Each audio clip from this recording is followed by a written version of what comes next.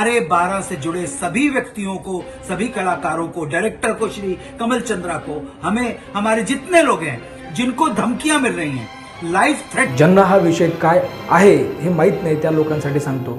अनु कपूर साहेबांची 7 जूनला एक फिल्म येत आहेत, हम दो हमारे 12।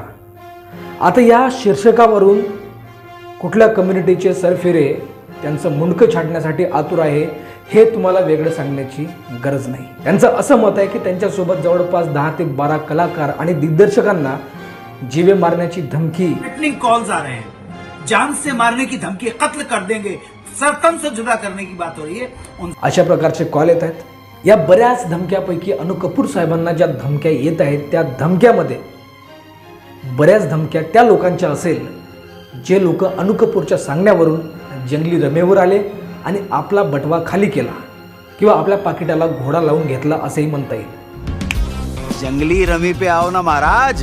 बऱ्या एकूणच मॅटरवरून मला असं म्हणायचं आहे, अनु कपूर साहेब बरोबर निवडणुकीच्या तोंडावरच असे विषय घेऊन येणं हे कितपत योग्य आहे आणि यामागे तुमचा हेतू तरी नेमका काय? बरं, अशा प्रकारचा विषय घेऊन आल्यानंतर तुम्हाला स्वतःहून असे वाटत असेल की आपण समाजकार्यासाठी काम करतो, समाजकार्याला एक प्रकारची दिशा दाखवण्यासाठी काम करतो, तर त्या जंगली रमी या प्लॅटफॉर्मची ॲड करून तुम्ही कोणत्या प्रकारची समाजसेवा करता हेही आम्हाला सांगावे। 24/7 कस्टमर सपोर्ट के लिए हाजिर हैं आपकी खातिर। हे सरकार येण्याच्या अगोदर जेव्हा जेव्हा बॉलिवूड फिल्ममध्ये, बॉलिवूड चित्रपटांमध्ये देवी देवतांचा अपमान होत होता, हिंदू संस्कृतीची किंवा सनातन धर्माची मजाक उडवल्या जात होती, टर उडवल्या जात होती, त्यावेळेस तुमच्यासारखा सामंजस्य कलाकार काय करत होता? एकाही सामंजस्य अभिनेत्याच्या तोंडातून केव्हाही ब्र सुद्धा निघालं नाही। म्हणजे या गोष्टीवरून तुम्ही प्रवाहाबरोबर वाहणारे लोक कलाकार आहात।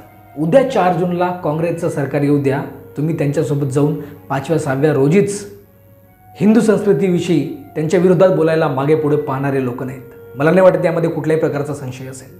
आणि सर्वात महत्त्वाचं म्हणजे तुम्ही एवढ्या जीवाच्या आघातानं बोलत आहात, ओरडत आहात। विनम्र निवेदन करते हैं महाराष्ट्र पुलिस से, हम विनम्र निवेदन करते हैं माननीय गृह मंत्री से और गृह मंत्रालय से कि सबको प्रॉपर प्रोटेक्शन देना आपका कर्तव्य है। गृह मंत्रालयाला बोलवतात, गृहमंत्र्याला बोलवतात, पण तुम्हाला एक माहीत आहे का, महाराष्ट्रातील गृहमंत्री किंवा गृह मंत्रालय त्याच लोकांची हेल्प करते किंवा विनंतीला मान देते जे मराठीमध्ये त्यांच्याशी संवाद साधतात।